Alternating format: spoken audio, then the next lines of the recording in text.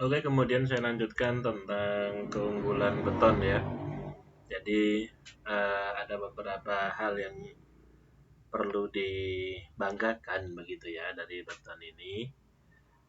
Meskipun begitu, ini hanya beberapanya ya, hanya sebagian saja maksud saya.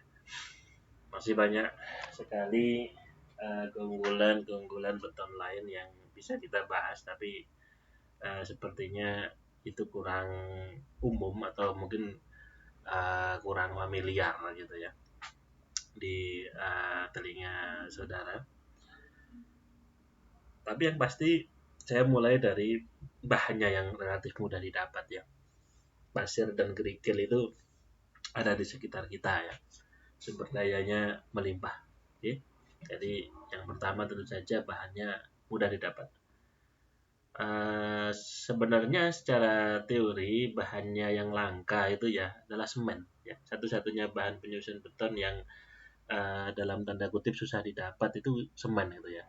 Tapi itu pada tahap pembuatannya ya, maksudnya pembuatan di pabrik.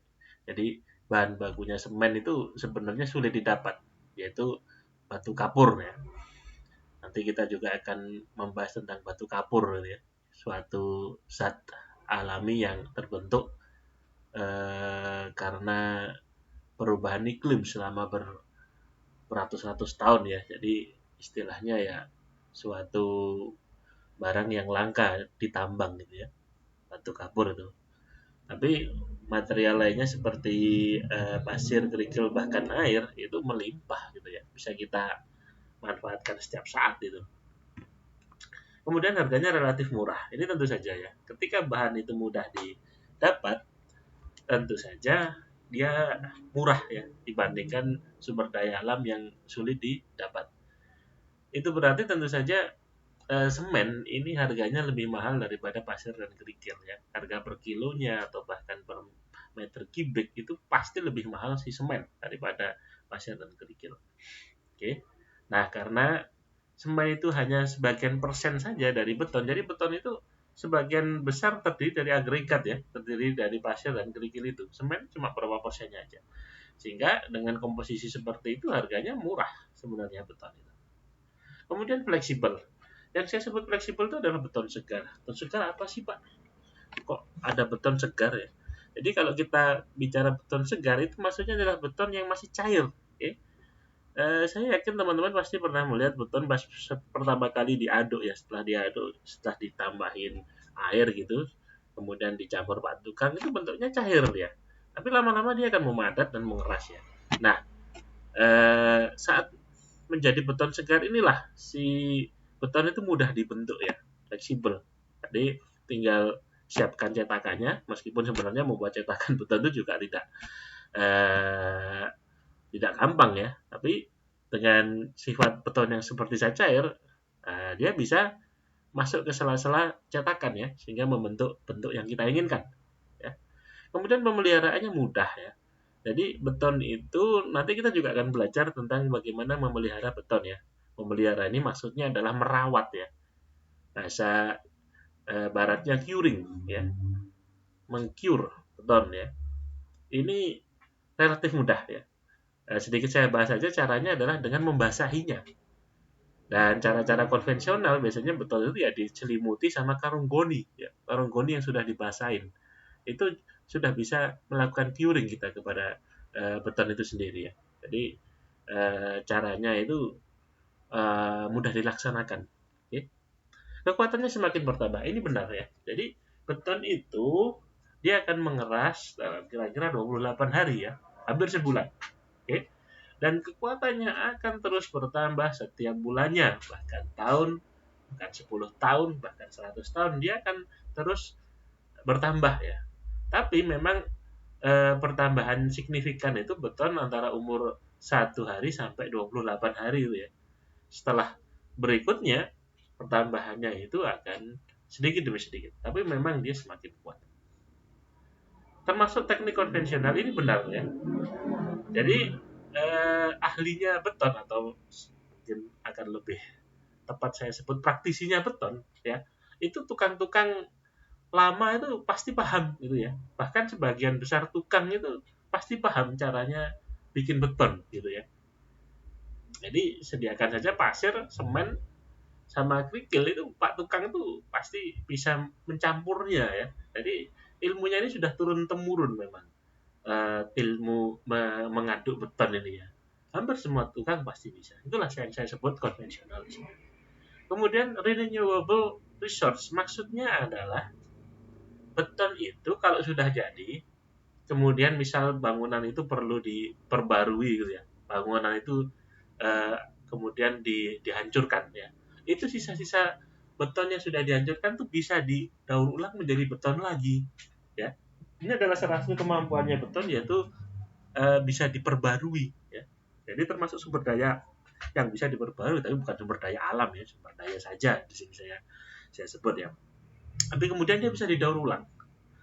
Namun kemampuan ini masih banyak diteliti ya. Jadi tidak serta merta beton-beton serpian itu bisa dicetak ulang menjadi beton baru gitu ya. Ini masih terus dikembangkan.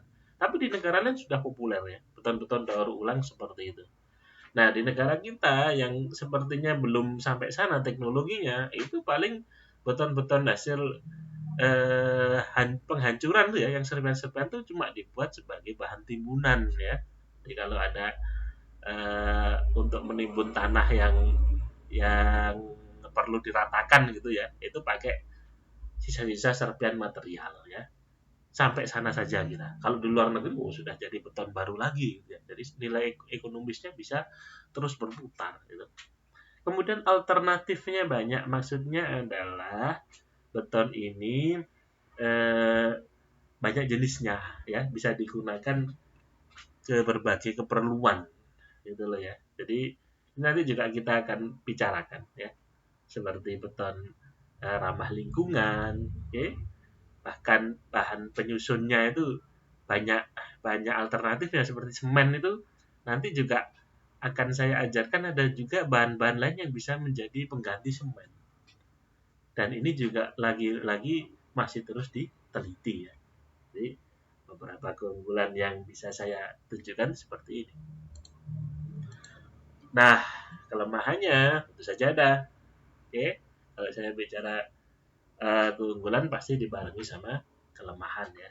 Pertama berat ya. Beton itu adalah suatu struktur yang berat. Beratnya sekitar 2.400 ya, 2.400 kg per meter kubik. Nanti kita akan hitung itu. Oke. Tidak menahan tarik. Maksudnya tidak menahan tarik ini adalah beton tersebut kalau misalnya ditekuk ya, itu patah gitu ya. Loh, Pak, bukankah material lain itu juga ya gitu, namanya ditekuk ya bisa patah gitu ya. Ya bener ya, beton, kayu itu bisa seperti itu. Tapi sebenarnya ada material satunya itu baja ya. Baja itu ditekuk kuat. Ya, dia tuh paling cuma bengkok gitu aja. Nah, kalau beton itu berbeda sama baja. Beton itu adalah material yang sifatnya getas ya. Jadi ditekuk dia nggak bisa sampai melengkung, pasti kemudian patah terlebih dahulu ya. Sekaligus menerangkan kelemahan berikutnya, yaitu getas ya. Getas itu lawan katanya elastis. Elastis itu kalau ditekuk dia masih bisa bengkok ya. Bahkan kembali lagi ke bentuk semula kalau batas elastisnya belum tercapai ya. Tapi kalau getas itu dia melengkung berapa senti gitu aja patah. Oke.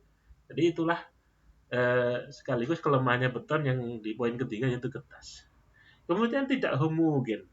Maksudnya tidak homogen adalah kekuatannya beton itu bermacam-macam. Maksudnya bermacam-macam bagaimana, Pak? Jadi bayangkan ada beton sepanjang 1 meter ya.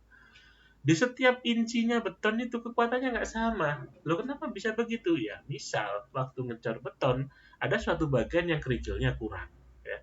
Kerikilnya kurang atau bahkan tidak ada kerikilnya. Itu pasti dalamnya keropos beton itu. Nah, di tempat-tempat terjadinya keropos seperti itulah kekuatannya berbeda, ya. Jadi di inilah kalau ngecornya beton nggak rata, wah kuatannya bisa macam-macam.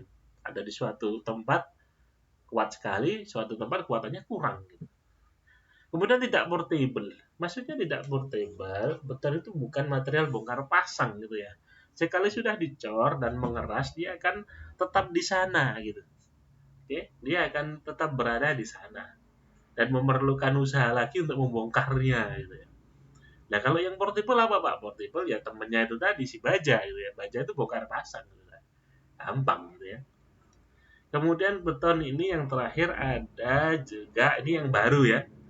Eh, Terutama semennya ini ya. Semennya itu mulai diprotes oleh para ini pemerhati lingkungan gitu ya.